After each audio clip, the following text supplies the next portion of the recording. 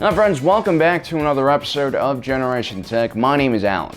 As one of the major factions in the new trilogy, we know awfully little about the New Republic Navy, and now that there isn't much left of it, who knows if we'll ever get any information at all. Usually these kind of things take a long time, and the new trilogy is still, well, relatively new, and doesn't have nearly enough expanded universe content to fill out the leaner parts of their lore. But we'll fill in what we have so far. Before we start though, the New Republic Navy is not to be confused with the Resistance Navy. What we see in the new trilogy films is the Resistance Navy, which was a paramilitary organization that wasn't really officially sanctioned by the New Republic. But it did receive generous support from the citizens and politicians within the New Republic, along with occasional tips and even personnel from the Republic Navy.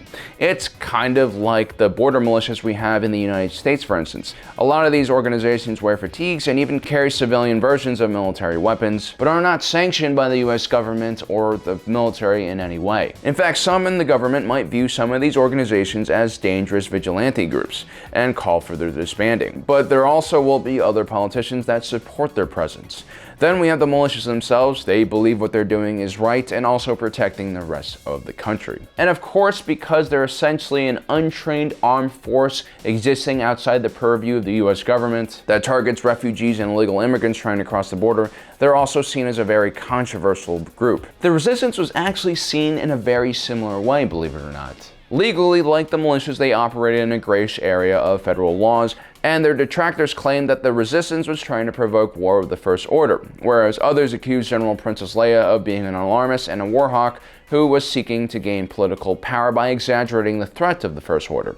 The First Order labeled the Resistance a terrorist organization and ultimately used the New Republic's connections to the Resistance as a reason, or some might say excuse, for their attack on Hosnian Prime. Now, even though the Resistance uses a lot of the same ships as the New Republic and Rebel Alliance, for the most part, the Resistance Navy fielded much older ships that were mainly junkyard rescues and Galactic Civil War, in some case Clone Wars relics. The New Republic, as you'll see towards the end of the Galactic Civil War, had upgraded the majority of their fighters and capital ships. But military research and funding abruptly dropped after the Galactic Concordance Treaty, where an idealist like Mon Mothma sought to demilitarize the federal military. What remained was a small token defense force that was located around Hosnian Prime. So let's start with the biggest ships in the Republic Navy, the capital ships. And at the end of the Galactic Civil War, the New Republic needed a dedicated capital ship that could go up against an Imperial-class Star Destroyer that still controlled pockets of the galaxy. Of course, you still had the Mon Calamari cruisers, but these ships were converted from deep ocean habitats and merchant vessels, and not really designed for combat. During the transition from the Rebellion to the New Republic, the MC-80 Star Cruisers saw some internal upgrades in the MC-85 class that included a much more powerful propulsion system. This is what allows the Raddus to outrun the First Order fleet for such a long time. The MC-85 also improved on the MC-80 shield system. Unlike other ships of its class, the Mon Cala cruiser had smaller, weaker, redundant shield generators dispersed across the ship. These shields had a much quicker recharge time and were far more durable than your average shield system. The MC-85 still lacked heavy weapons like the MC-80 and relied mainly on speed and protection to survive encounters. After the Battle of Endor, the Empire was in complete chaos. Even though the Rebellion was completely outnumbered by the Empire, once the Empire's complicated logistics system broke apart, the Imperial Navy had an extremely difficult time staying in operation. A lot of fleet commanders had to take over entire planets and systems just to keep their men from starving. Many large pockets of Imperial forces simply gave up and surrendered all of their war material and ships to the New Republic. The rebels also sieged several Imperial shipyards and gained access to massive Imperial stockpiles of weapons and building material, along with huge amounts of Star Destroyers and Dreadnoughts in various stages of construction. With all these half-built ships and supplies lying around, the Nadiri dockyards were contracted by the Republic to take these Imperial-class Star Destroyers and turn them into the new Starhawk-class battleships.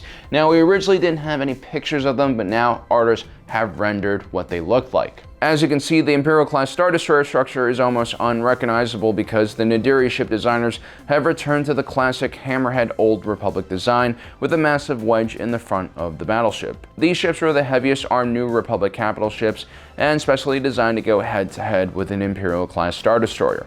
3 of the Starhawk-class battleships fought at Jakku. 1 was able to use their special Magnite Crystal Parrot tractor beam to bring an entire Executor-class Star Dreadnought crashing to the surface of the planet. The New Republic Defense Fleet also repurposed several Imperial-class Star Destroyers, along with 3 captured Star Dreadnoughts of the Executive class. They also had access to 1 Immobilizer 418 cruiser, which was fitted with gravity well generators for hyperspace interdiction. You can probably see a trend here. The New Republic ships really lack any major innovation. It seems like they're mainly relying on nostalgic designs from the original trilogy. The New Republic Defense Fleet still heavily used the CR-90 blockade runner corvettes, along with at least 1 former Imperial Raider II class corvette. The Corvette classes were generally used as picket ships to screen larger ships from enemy fighter attacks.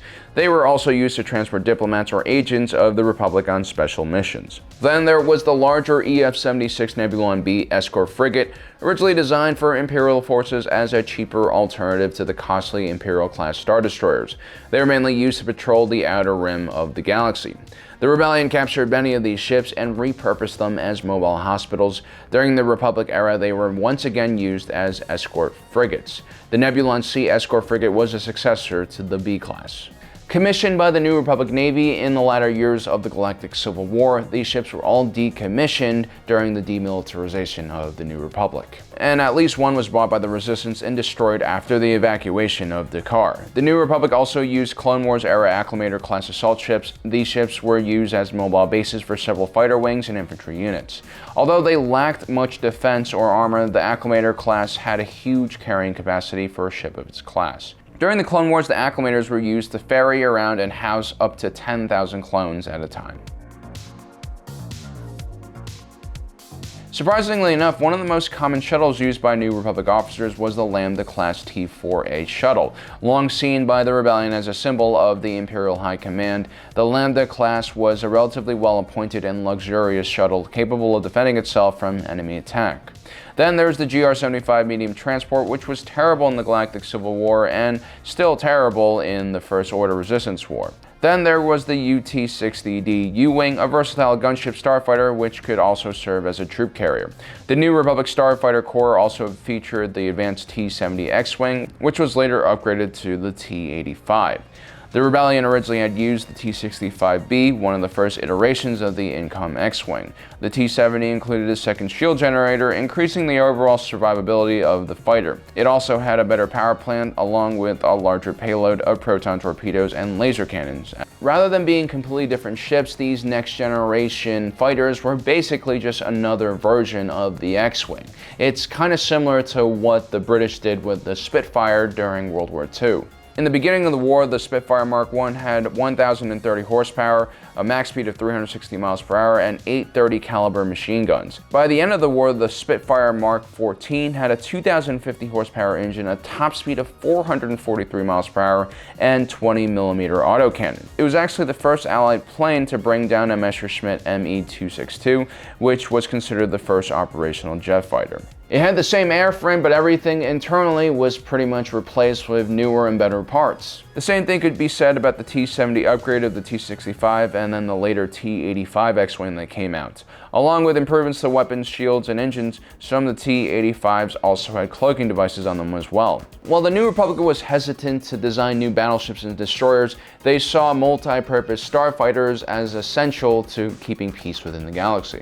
Filling out the rest of the New Republic Starfighter Corps was the Clone Wars era BTL-A4 Y-Wing assault fighter and the more updated BT-ANR Y-Wing. The new Y-Wings, strangely enough, are based off of the original customization that the Rebel mechanics made to the Clone Wars era BLTB Y-Wings. So they were essentially very similar in design to the stripped-down Y-Wings of Gold Squadron we see at Scarif and Yavin 4, but with updated internal systems and engines. Now I know the lack of innovation in these military designs is truly shocking and alarming, But still, the Y-Wing was a far better bomber than the extremely resource-intensive, slow, and vulnerable MG-100 SF-17S Star Fortress, which dropped magnetic bombs which had to be launched extremely close to a target. There was also an updated RZ-2A wing, which also standardized a lot of the field modifications that Rebel mechanics made to the RZ-1A wing. With better cooling systems and materials available, the RZ-2 was able to maintain the same record-breaking sublight speed along with adequate shielding, something that old A-wing pilots had to just choose in between. So as you can see, the New Republic is still not completely fleshed out. There are a lot of ships I'm sure that are missing on this list that we just don't know about yet, but I'm sure in the future there'll be more books and novels and cartoons and comics that will cover this time period. Well guys, I hope you enjoyed today's episode. Don't forget to subscribe and hit that notification button so you don't miss out on the rest of our awesome content. As usual, thanks for joining us today. If you're watching this, you are Generation Tech.